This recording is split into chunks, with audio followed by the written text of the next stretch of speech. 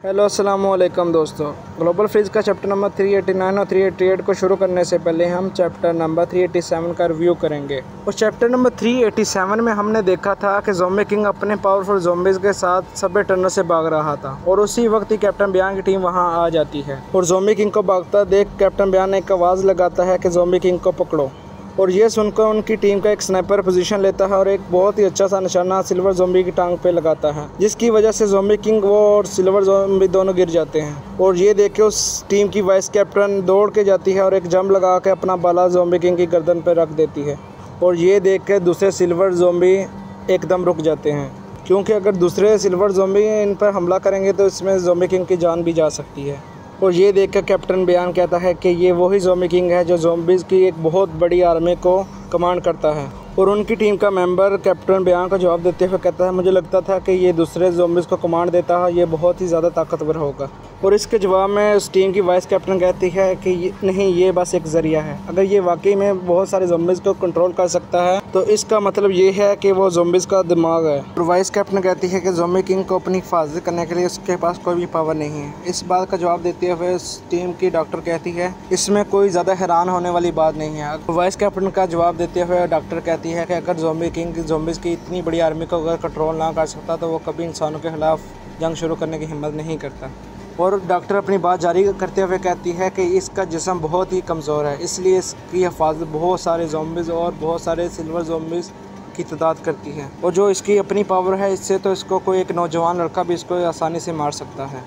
और इसी दौरान कैप्टन बियान जाकर ज़ॉम्बी किंग के सर पर अपनी गन रख देते हैं और कहते हैं तुम बेईमान हो। और पता नहीं कैप्टन बियान ये सब क्यों बोलते हैं। और ये सुनकर ज़ॉम्बी किंग एक आवाज़ लगाता है। ज़ॉम्बी किंग की आवाज़ को सुनकर सिल्वर ज़ॉम्बी कैप्टन बियान पे हमला कर देते हैं। और ये देख के वाइस कैप्टन अपना बाला को ऊँचा करती है और एक ही वार में उन तीनों सिल्वर ज़ॉम्बीज़ को मार देती है।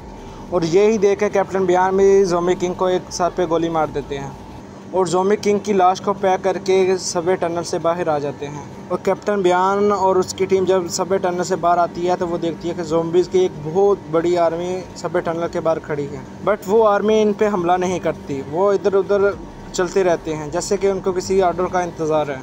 और ये देख के कैप्टन बियान कहता है कि ज़ॉम्बी किंग के कंट्रोल के बगैर आम ज़ॉम्बीज़ की आर्मी काम नहीं करती। और ज़ॉम्बी किंग के कंट्रोल के बगैर आम ज़ॉम्बीज़ की आर्मी लाखों की तादाद में क्यों ना हो, पर ये इंसानों के लिए बिल्कुल भी खतरा नहीं है।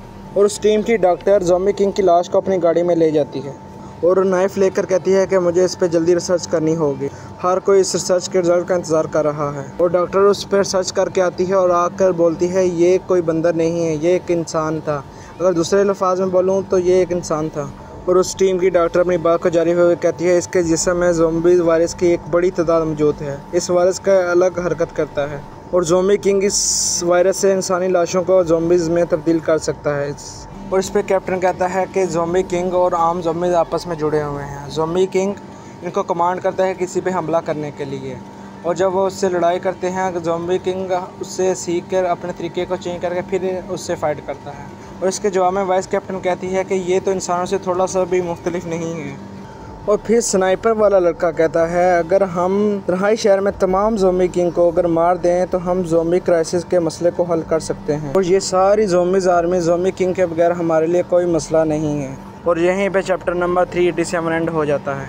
उसके जवाब में कैप्टन बियान कहता है कि अभी एक और मसला है जिस पे कोई ध्यान नहीं दे रहा कि इस शहर में अगर ज़ॉम्बीज़ के एक से ज़्यादा बादशाह हैं तो ज़ॉम्बी किंग कहाँ से आया, और ज़ॉम्बी किंग इंसान है या इंसान था, और ज़ॉम्बी किंग ज़ॉम्बी वायरस से कैसे मुतासर हुआ। और इसके जवाब में डॉक्टर कहती है कि ज़ॉम्बी किंग इस बात का पता लगाना बहुत मुश्किल है, यहाँ पे ज़ॉम्बीज़ की तादाद बहुत ज़्यादा है और ज़ॉम्बी किंग का पता लगाना और ज़ॉम्बी वायरस किसने बनाया इस बात का पता लगाना बहुत मुश्किल है। और इसके जवाब में कैप्टन बियान कहता है कि क्या ऐसा अगर हो सकता है कि ये जैसा बंदर है इस तरह के बाकी ज़ॉम्बी किंग हों और इनका ये सिर्फ यही काम हो कि सिल्वर ज़ॉम्बी और आम ज़ॉम्बी को बनाना, और ये बंदर जैसे दिखने वाले ही सब ज़ॉम्बी किंग हों। और इसके जवाब में इस टीम की डॉक्टर कहती है कि इसके वजूद का सिर्फ एक ही मकसद है कि दूसरे ज़ॉम्बीज़ को हुक्म देना। और इसके जवाब में वाइस कैप्टन कहती है कि हम इस मामले में बहुत ही मसरूफ़ थे, मगर हमारे पास एक बहुत ही अच्छी खबर है, अगर हम ज़ॉम्बी किंग को ख़त्म कर देते तो हम सारे ज़ॉम्बी क्राइसिस को ख़त्म कर सकते हैं। इस पर वाइस कैप्टन कहती है कि अगर हम ज़ॉम्बी किंग को मारते हैं और ये ज़ॉम्बी क्राइसिस ख़त्म हो जाए, अगर हम ये सोचें तो ये काम इतना मुश्किल नहीं लगता।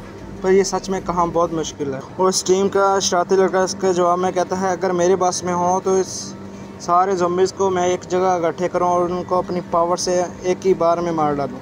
और इसके जवाब में वाइस कैप्टन कहती है कि अगर ये इतना आसान होता तो हेडक्वार्टर वालों को कभी भी हमें यहाँ नहीं भेजना पड़ता। और इसके जवाब में कैप्टन बयान कहते हैं कि ये एक अच्छा ख्याल है कि सब ज़ॉम्बीज़ को एक जगह इकट्ठा किया जाए और उन पे एक ही बार अटैक करके सबको ख़त्म कर दिया जाए। और इसके जवाब में वो शरारती लड़का कहता है कि कैप्टन आप ही हो जो मेरी बात को समझते हो, और ये एक बहुत ही अच्छा ख्याल है।